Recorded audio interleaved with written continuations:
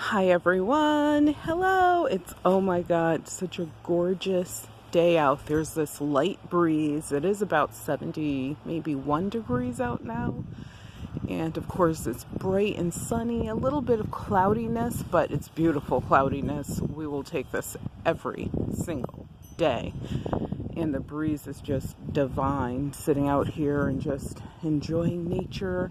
And I was getting ready to set up one of my planting bed systems, and I decided, let me show you guys what this is all about and how incredibly easy it is to do.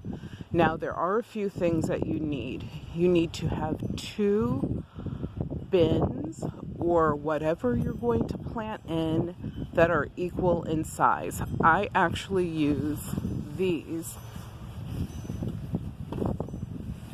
giant black bins, as you've seen previously. This is exactly what they look like. Large enough for a child to splatter around in and cool off and enjoy the day. And you need 2 of those. You also need a dolly, which is what you see here. And the dolly should be long enough and wide enough where it covers the bottom of your bin that you're using. So if it's too small, it will not properly allow the bin to sit flat. It'll start like flopping over on the left and right sides or back and front because of the weight of the dirt. So that's why it's important to make sure that this is the same size as the bottom of the container that you're using. I'm going to probably go between the word container and bin. This is not a bin. It's more of a container, so whichever, that's what I'm talking about. Also, what you'll need is some loose stones, so little bits of gravel, little bits of rock. You could collect this rock from anywhere that you want to collect it. It could be tiny little bits, or it could be some that are bigger than what I'm going to use. But I would say nothing larger than a larger than a golf ball. Like, that's really too small. If you took a golf ball and divided it into 3 or 4 pieces, those smaller pieces are more so the right size, or anything that is smaller is really good as well. The next thing that you'll need is a drill. And you'll need the drill because you have to drill holes into one of your containers so that water can drain out. Now, you're only drilling holes in one container, not both. The other thing you'll need are bricks, and we use bricks because they're flat, and when you buy them, they're even in size. And the reason that you need the bricks is, you will see in a moment, they actually serve a couple purposes. So the bricks are really an important part of this. So without further ado, let's get going. So my husband already pre-drilled holes for me in one of my containers this morning. So what I will do is take the container that does not have holes drilled in it, and I will put that down as my first container. Now, the reason for this container is because it holds the water.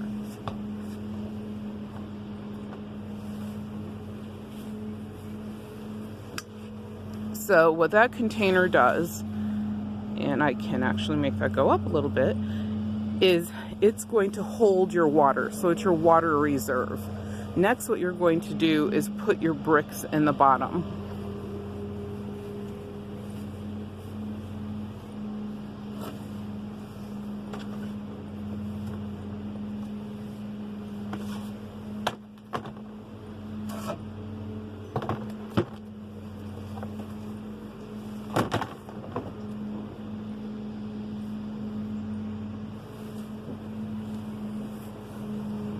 And I use 6 to 8 bricks at the bottom of my container.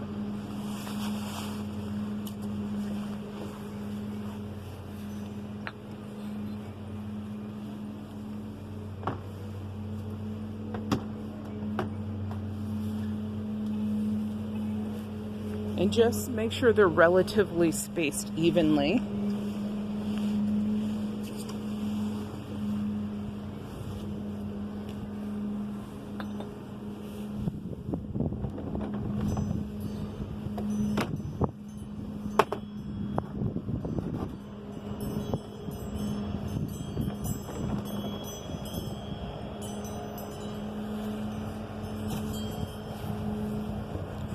And that's it. So I have 6 bricks in there, 2 on the side, 1 in the back, 1 in the front, and I'm actually going to put 1 in the middle as well.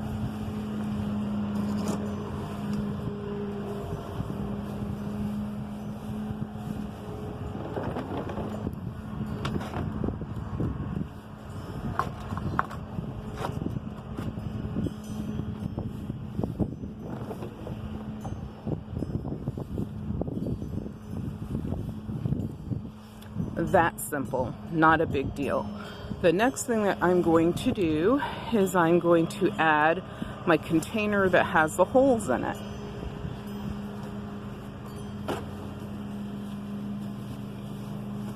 So I don't know if you could see, but there are several holes that are drilled into the bottom of this container so that the water can drill out. And this one we have 3, 6, 9, 12 holes. So if you did 15, it's probably fine. I would definitely do at least 10 to 12 because what happens is when you put the dirt in, you put the plants in, they can't just sit in water. And that's the reason why you have to drill these holes so that the water can drain out. And by having the container with the bricks in it on the bottom, it allows the water to drain down to the bottom. Now, something that we thought about is storage, because the bottom container we also use for storage in the winter, and I'll show you what that looks like after I'm done with this.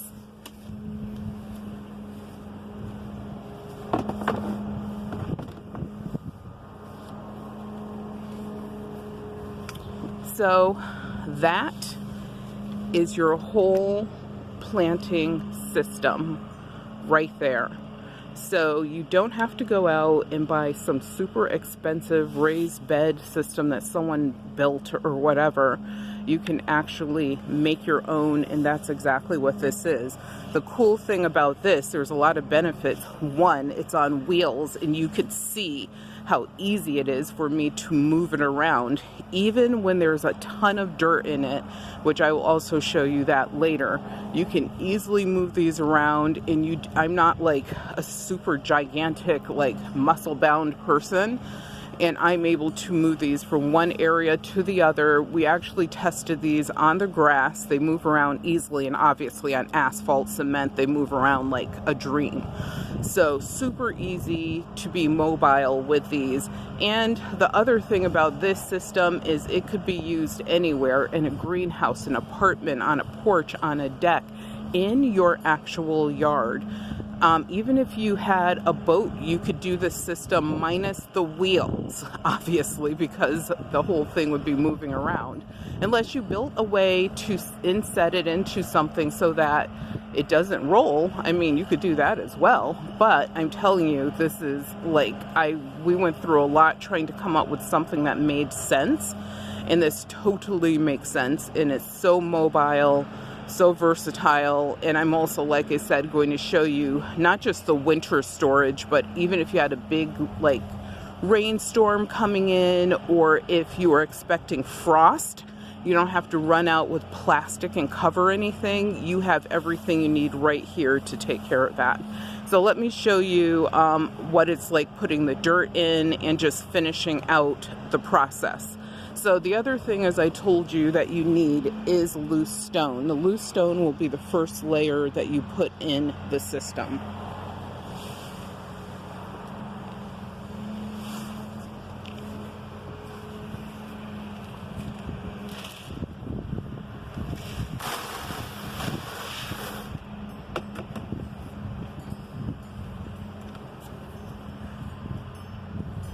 Yes, that's a little bit dusty, but it has been sitting in the storage house all winter.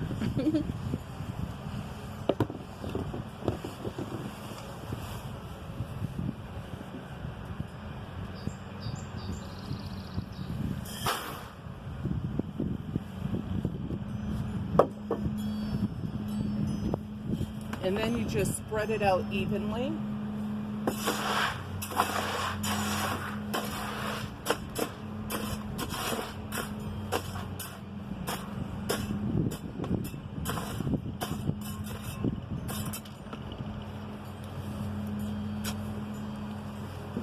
And the purpose for that loose stone is really just an extra layer to once again make sure that the water has a space to sort of filter and drain through. And what'll happen is in your bottom container, your second one, the first one that you put down there, when you catch the water in there, let's say you have a big rainstorm, then what you and one other person, you will need help to lift the bin out that has the plants and the dirt and the stone in it. And then you simply dump the water out. Then just put everything back together. But the other thing and please remember, it's going to be really heavy. So I would suggest, for the sake of your back, don't try to lift this when it's full of dirt. It must weigh like 100 pounds. It weighs over 100 pounds, I think. So you don't want to just be like, oh, I can do it, and stress and strain and hurt yourself, because guess what? Then you won't be gardening anymore, and that would be sad. So for the sake of this video, I started filling the bin with dirt, and what I will do is fill it all the way up to the top. And this bin will be ready for growing fruit, vegetables, flowers if you want to. Put a bush in there, whatever it is that you want to grow, it will be completely ready. The thing that I do as a final step is, after the dirt is in, I water it. And I do that for maybe 3 or 4 days, lightly, like very lightly. And one of the reasons I do it is just to make sure my drainage holes are big enough and the water is seeping through. And if it's not, then you just take the planter off that has your dirt in it and drill the holes a little bit bigger in that. And I hate to say it, yeah, you had to dump the dirt and the rocks out, but you just make the holes a little bit bigger and then just put everything back together. Thankfully, because we've done this enough times, and you'll learn this as well, we know how big the holes have to be for good drainage. I would say they should be about almost, not quite, but almost the opening size of a dime. So if you took a American 10-cent piece and made your holes even a little bit smaller than that, then you'll have something that's perfect for drainage. So more benefits of a system like this are the fact that because you're using bricks, honestly, the bottom with all the dirt in it isn't going anywhere. It weighs like 100 and maybe 10, 20 pounds. Not to be funny, but if that blows away, guess what? Who cares anyway? You better try to save yourself. But with the dirt portion and the plant portion in there, that's going nowhere. However, in the winter, in the fall, times that you are not using these planters, or if you expect a giant rain or wind storm, what we do is we will take what we call the bottom container a water catcher. So we'll take our water catcher container and we will flip it upside down on top of the container that has the dirt and the plants in it. And then what we will do is take those bricks and put them on top to weigh down the lid, because the lid could obviously easily fly away or fly into something and damage something.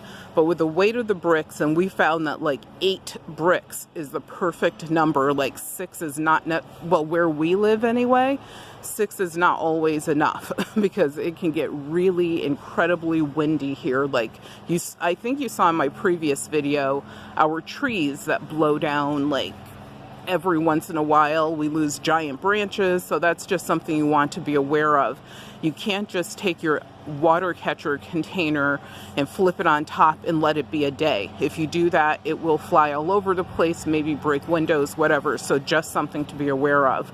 Also in the winter, when we are like storing, like we taking the plants out, now it's just like a storage thing, a hibernation, is we take the water catcher container, which once again is our bottom container, and we flip it on top of the container that's holding the dirt and such. And once again, add your bricks to the top of it and you're all set for winter. We have done this now for 2 winters, and this stuff doesn't go anywhere. It doesn't move. It stays right there. The only thing that happens is sometimes in this middle area right here where you see nothing, sometimes water, ice, snow obviously collects, and after the snow or I would say it's whether it's snow or ice, after it melts, sometimes if it's ice, I'll just go out and take the chunk and throw it over the rail. But if it's water from rain or snow, what you can do is obviously just dump, remove the bricks, dump that off, and you're fine. You're totally fine. The other thing that happens when we do winter storage is the stake that you see that has a zone on it.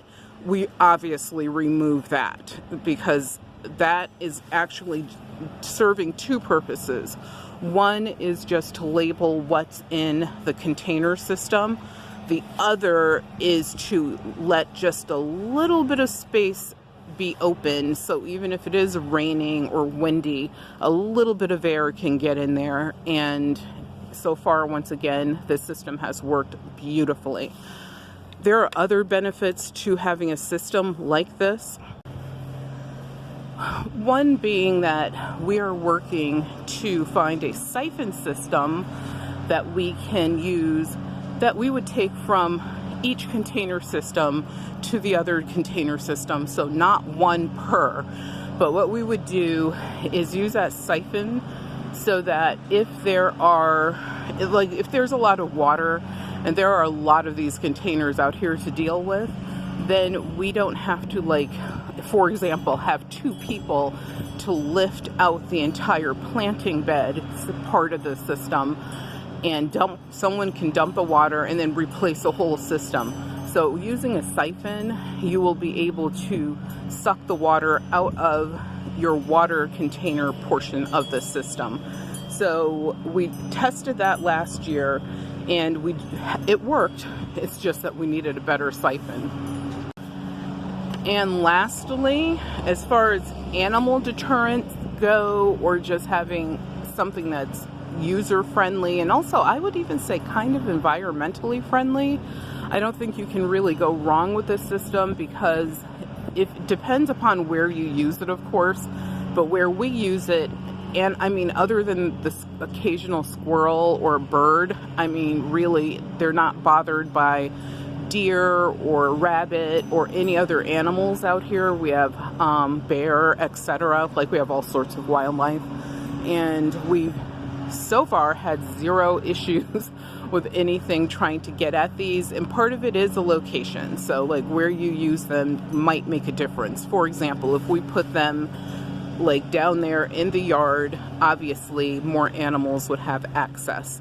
But knowing that I can use these up here on our relatively large deck, it makes it so much easier because I just don't have to worry about that. And as far as environmental, I mean, there's something that you're using over and over and over and over again. And also your dirt, your soil is staying amazingly rich because, and I will attach my previous video, you will be able to easily, you can even compost in these, which is something that we semi-do. And what we do with that is we sort of add things to it, mix them in. Obviously, that's when there's no plants in there. So like I said, it's a very versatile system that you could use for, honestly, a variety of things. I hope that this was very helpful. I know that a few people want to know or actually see my actual setup from scratch. So now you see it, and now you know why I do it. Please remember to subscribe to the Velvet Lounge Life, and remember that your health is your wealth, and without your health you have absolutely nothing. And it's a great time of year to get out and just start doing something, even if it's going for a walk. Go early so all your neighbors don't have to say hello to you. I just thought that was funny. Be well, everyone.